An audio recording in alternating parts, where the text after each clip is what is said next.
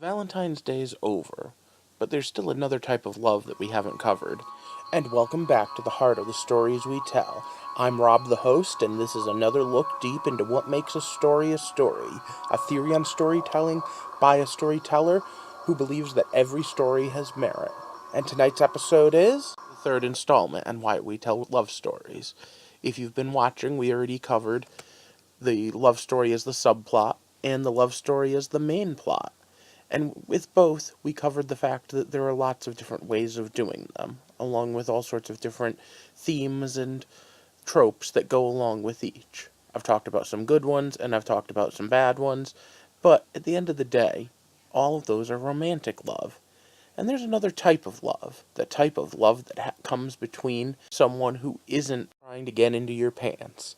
Specifically, the love of two people that are friendship, or the love between someone and an item. Not that item. No. Okay, so, we're going to start off with a concept as old as time. True Love's Kiss. And if you've ever seen any Disney princess series, you know True Love's Kiss is one of the most magical things that you can do. It'll break enchantments, it'll resolve curses, it can physically morph people into different things. It is like the end-all be-all magic because it is True Love's Kiss. But what is true love? Meeting someone for the first time and thinking they're hot? Or having some sort of special deep down connection to someone because you rescued them? Remember, we already covered what having an adrenaline rush does to you. Those don't seem so much true love unless you really take some magic into it. But the TV show Once Upon a Time played a little trick on that. Yeah, they did it perfectly fine and with the normal gusto many times. Until they had the son of someone get sick and need true love's kiss. And the true love was the love between a mother and a son. Sound familiar? Well, here's another Disney one. Elsa and Anna have true love's sacrifice because they're sisters. And hey, no, none of those thoughts. True love's sacrifice, true love's moment, the love between a sister and a sister, the love between a mother and a son, the love of family.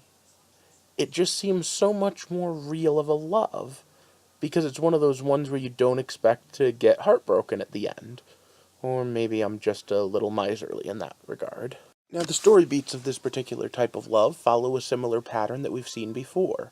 We can still have the love be the driving force of the movie, the story, the video game, but loving a family member, loving someone unconditionally because they're your child, because they're your parent, because they're your sibling, brings on a whole new connotation.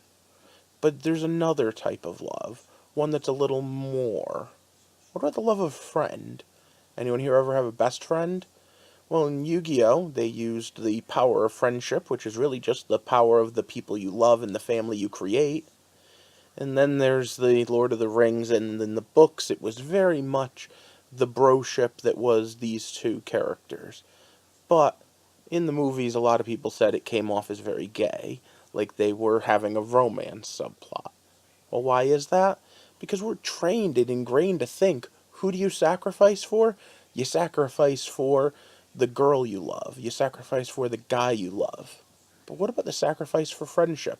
The sacrifice for a friend? But there's something to be said for the idea of coming together. Specifically, the idea that in a foxhole, strangers become brothers. We have a couple of things to touch on here. We have the idea of loving someone who's family, and we have the idea of a family that you're not born to, but you create through friendship. And the magic that comes from manipulating such things, and the power of friendship, love, and connection between you. So why do we tell this type of love story? Well, taking out the basic rule of drama, we still have the fact that everyone needs a connection. Or, as they say, no man's an island. And what happens is, we need these connections, these feelings, these empathies, to feel real. With Valentine's Day over, let's take a quick look into the different stories, and I want everyone to leave down in the comment their own personal favorite take on this. When the magic of the child, when the magic of the parent, when the magic of the sibling, or, maybe the most importantly, when the magic of friendship was used to power something, when that's what broke the curse, when that's what made it real. And was that a cheesy use of it, or was it a good use? Are these tropes here for a reason, or are these tropes just something that we've cooked up when we're storytellers? I personally feel that there's more to it than that. So let's dig a little deeper, because it's an interesting concept. The idea that emotion empowers the magic, that emotion brings forth reality. To a certain extent, there's a psychological need for us to believe that. And to a certain extent, there's a little bit of wish fulfillment. The same way we want to fall in love with the beautiful, significant other of our choice, we also want to have those close friendships. We want to be there for our parents. We want to protect our children. All of those are ingrained needs that, depending on how you look at it, are psychological or evolutionary in basis. But any way you look at it, it's what forms our societies. So at the end of the day, you know why we tell this sort of story? Why we tell love stories about non-romantic love? Because that's how our society functions. When we love our brothers and sisters, even if our brothers and sisters are out there in the world and look very different than us. I honestly expected that I was going to use the Lord of the Rings example, but I still think that Elsa and Anna are probably the better one, and the one that's going to affect more people. So let's talk about sisterly love. Let's talk about the idea of the person you care about most in this world is the person you grew up with, a sibling. Now, I have a sister, and I can tell you right now, she's a pain in my butt a lot of the times. But I'd give up just about anything for her, and I do, and so would she. We stand together, and when that climactic moment hit, and she needed true love's sacrifice, and well, let's be honest, anyone who's watched a Disney movie totally expected that to be true love's kiss. The moment of true caring between Elsa and Anna felt earned, because the whole movie led up to it. And at the end, that's what Elsa truly had to let go. Her worries, her fears, and just embrace the family that loved her. And then one final thought, for a debate down in the comment section, if you will. Does a love story count if the love is an ideal, an idea? Does the fact that Captain America loves America, the fact that he puts himself in front of the whole ideal, the whole concept, count?